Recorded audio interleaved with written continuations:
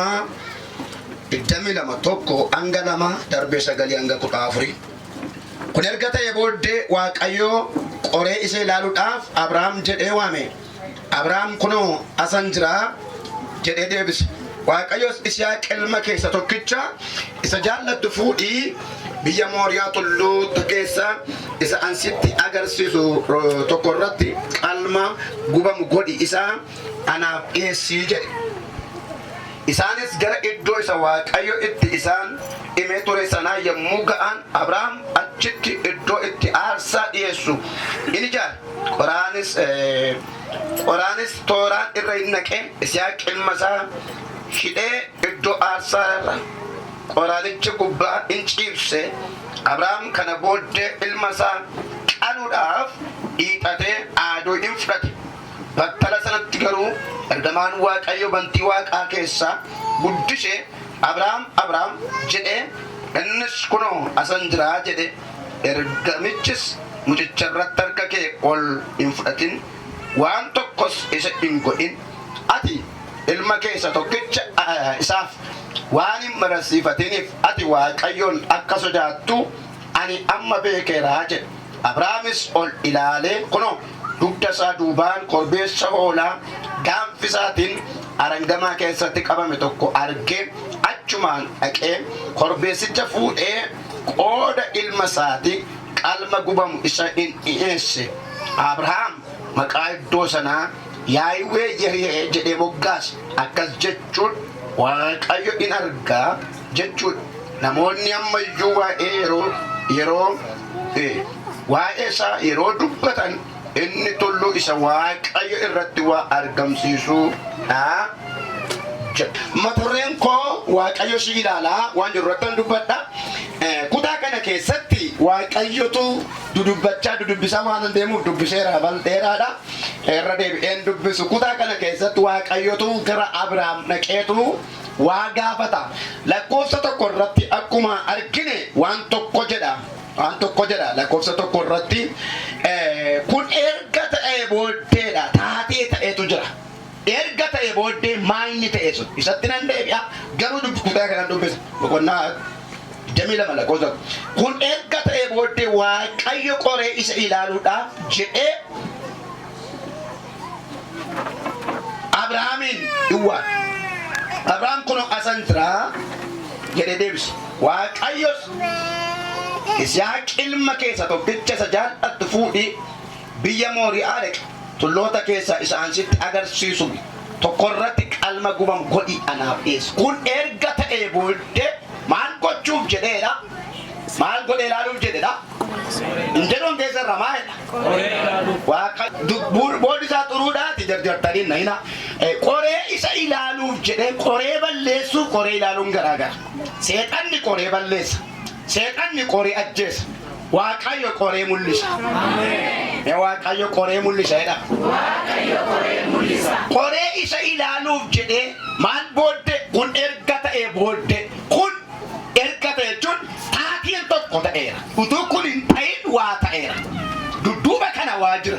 Maalinni ishee jedhamtuuf seera uumamaa boqonnaa 21 lakkoofsa tokkodhaan ni arganna. Seera uumamaa boqonnaa 21 ni arganna. Waaqayyo akkuma abdachiise turetti Saaraa yaadate akkuma dubbates isheedhaaf hin godhe. Lakkoofsa lama. Erga Abrahaam dulloomee yeroo itti Waaqayyo haadhi manaa kee in deessi jedhee isatti dubbatee turetti Saaraan ulfooftee ilma in deesseef. Ta'ee inni ture isa kanadha. Waaqayyotu waggoota dheeraadhaaf Abrahaamichi waa tokko haasaa ture. Haasaa walirraa hin cinne waggaa 25 Abrahaam si yaadadhaa si eebbisaa haati manaa kee Saaraan in ulfoofti in deessi ma'aan kee hin geddiramaa maseenummaa keessaa hin baataa abaarsa sirraan cabseedhe Waaqayyo waggaa 25 Abrahaamichi waa'ee kakuwaase. Kakuun waggaa 25 Abrahaam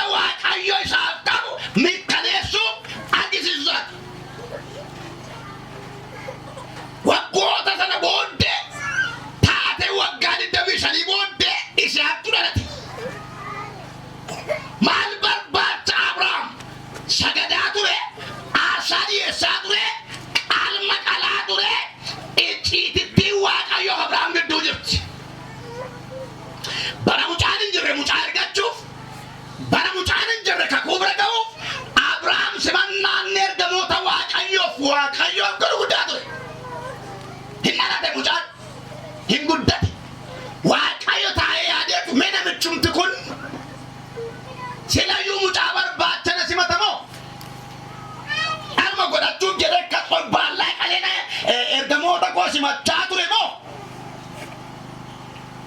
jaalala guutuu naa qabaa mucaa masaattan murteessee ilaalaa jabame akkeena dhufe qaleessa bara mucaan hin dhalanne qalmi qalamaa ture maal ture malee hoolaa ture malee amma immoo mucaa keessa tokkicha isa jaallattu qaliiti aarsaa naa dhiyeesse isa meeqa isa tokkicha isa kam akka mucichi tokkicha ta'e eenyu kan dubbachaa akka ni jaallatu simaa kan jiru eenyu maal immoo qaliidhe oolaan duruu jirti qaluun Abrahaamiif haaraa miti kuna ganda adda mucaa makkee qalii aarsaa naa dhiyeesse maal gochuuf jedheera garuu isa maal ta'u ilaaluuf jedhe Waaqayyo si ilaalaa dheellalla xinnoo isheetti fooyyessaa amiin jira xinnoo isheetti dabalaa nama hin jenne Waaqayyo si ilaalaa dheelle mucaa keessa tokkicha qalii aarsaa naa dhiyeesse maal barbaade Waaqayyo jaalala Waaqarraa Waaqayyoof qabu jaalalli hin kenna malee hin fudhatu amala jaalalaa keessaa jaalalli oriijinaalii jaalalli sirrii jaalalli dhugaan hin kenna malee yookaan gatii baasa malee gatii hin fudhatu namni tokko nama tokko baay'een jaalladhe ho'ede gatii baasan malee gatii irraa barbaadu yoo gatii irraa barbaada ta'e inni jaalala fakkeessaati malee jaalala dhugaa miti Wangeela Yohaannis boqonnaa 3:16 dubbiftan tokkicha ilma isaa amma kennuufitti maal godhe biyya lafaa jaallate jaallachuuf jedhee kenne jaallachuuf jedhee kenne na jaallatta yoo ta'e jedhamamoo asi jaalladheera si jaalladheen kun mucaa sii kenne si jaalladheen si eebbise na jaallatta yoo ta'e isa jaallattu naa kenne aduukaa taa'adha na jaallatta yoo ta'e isa jaallattu maal ta'e Waaqayyo maal barbaada jechuudha maal barbaada jechuudha wanta isa jaallannu wanta ofii jaallannuun akka isa jaallannu barbaada Waaqayyo mee ameen jaalalla Waaqayyo akkam akka tachi isa godhee communicate godhe namoonni baay'een garuu faarfannaa kana waan beekaniif faarfatu malee waan jaallataniif faarfatu Waaqayyoon gaafa jaallannu wanti Waaqayyo barbaadu hundumtuu kan keenya tun ta'in kansaati mee ameen jedha yaaddeena abdiin jira mee ameen tajaallattu isa tokkicha maal godhi qalii aarsaa naaf dhiyeessi namni Waaqayyoon hin jaallata taanaan yeroo isaa caalaa umurii isaa caalaa ulfina isaa caalaa lubbuu isaa iyyuu laachuun hin maramu amanamoo tokko tokko macaafa qulqulluurraa yoo deebifattani yoo nu oolchee nu haa oolchu yoo dhiise immoo haa dhiisu nuyi garuu maal hin ta'a waaqa tolfamaa keef yookaan immoo isatti bifa fakkeenyaati waaqa ettee maal hin ta'a hin sagannu kun jaalala oriijinaali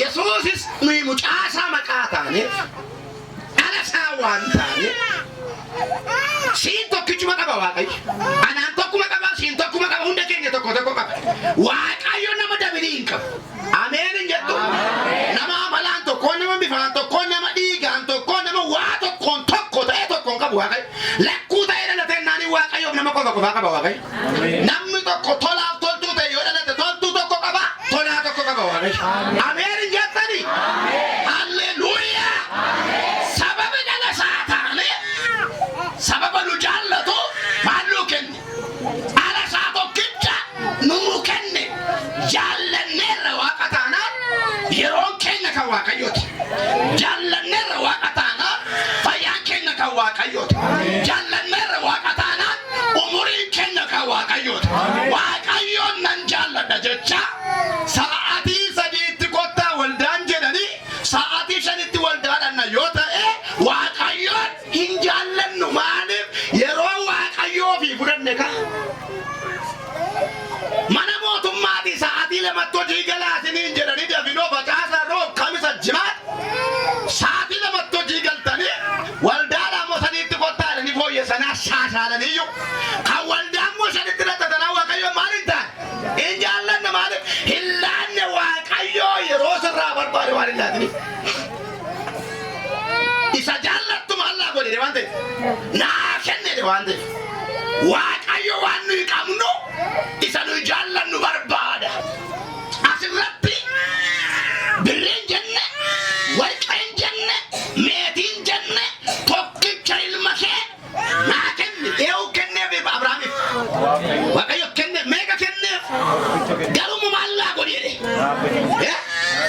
أمرو تقودك واو واك أيو بربادة لك itu yero kamnu wakayo fero kenya la ne wakayo tajajiru imbarban itu wakayo fayanu kenne akadem ne samutin ojenu kenne arkatin ojenu kenne millatin demne sabojenu kenne kan kenya yero kamna fayagu tu kamna wangero jachum garo yero inkamu guya torba me ko tede ja maltai وجدنا متى ما كملوا كن جانوا كن تكون ما قول ما لا قول ما قلت شيء تكوسنا واقع لا تنيتو هم لا تنيف شيء تكوسنا كيسا ساعتي ما كبر دي بدل كيسا واقع يوم أنا كيسا رلا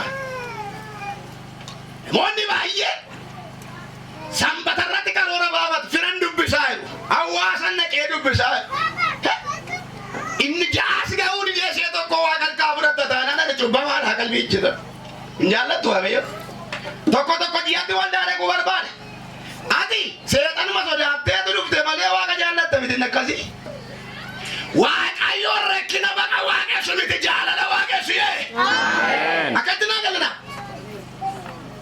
wak ayo kau wak panu nujalate ofisanu kenne jirenya nu kenne jirenya nu rabal bada jirenya wakayo nu rabar bari wakayo blana amen Abraham gaba wakayo tudubatu jetti kun qofatte Abraham tudubata me wante garasaran nanne muta kenya wakayo barbara danne kallanjin frate maredi setu kolam frate adu bude muta bude tu kai wararre fali frate deme ega tidiate bodde waradu kaje manan bishe anna kena sadi serva israsturai isaki jine kademe bodde akachale mutal qoranjira adunjira billanjira olan kaluran numere sini kalan jenne mutasa kala inyon jallat jireenyi nama waaqayyo jala atamera isuma gayo asofme Kristanu maserim badera mana yattu jira nama yattu bedra wanda yattu kesa jira hundu goyo satti debi hundu bakke satti debi jala no originali waaqayyo rabula betene badainju nanno bolesa sanjalla ne ala sanan dia tamite jala chulanda ala sagale waaqayyo lumbo kenapa kullu frat channel golidan walijin ba channel golidan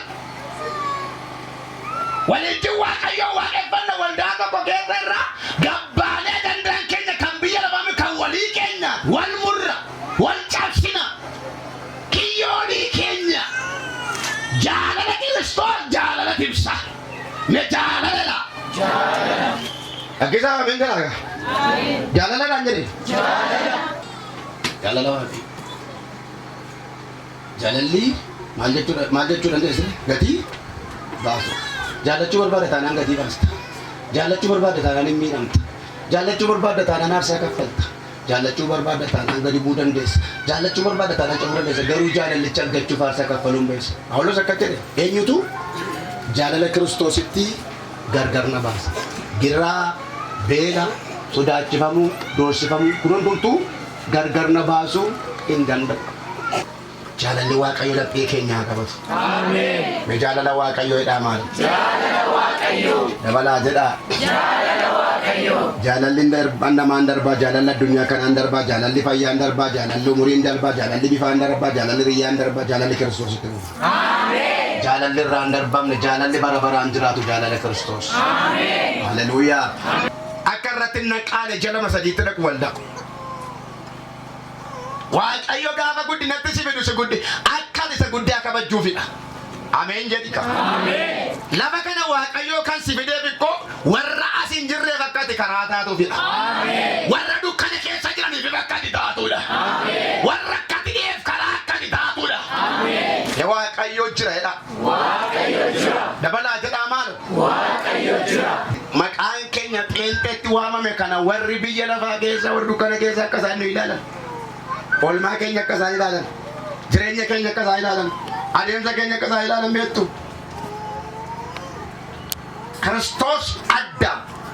Biyya lafaa keessa gaafa ture adda. Faalisootaan fakkaatu, saadiqootaan fakkaatu, wajjin deema, irraa hin barsiisa, hin dhaggeeffata, garuu yaada isaanii sheer godhee yaada isaaniitti hin makatu. Keessa jiraata garuu. Nuyi biyya lafaa keessa jiraanna malee biyya lafaa ta'uu hin dandeenyu. Ameen. Ameen. Gaafa inni mucaa geessuun hin dhufe waaqayyo. Waaqayyo hin dhufa. Waaqayyo hin dhufa. Mucaa isaa gaafa inni maalirra kaa'u billaa inni dheedha mucaa hidheetu dhalata. Jaalalli Kiristoos amma kana nama cakkansiisa. Yesuus inni du'ee si jaallatee jireenyaan jaallatamu barbaade. Ameen.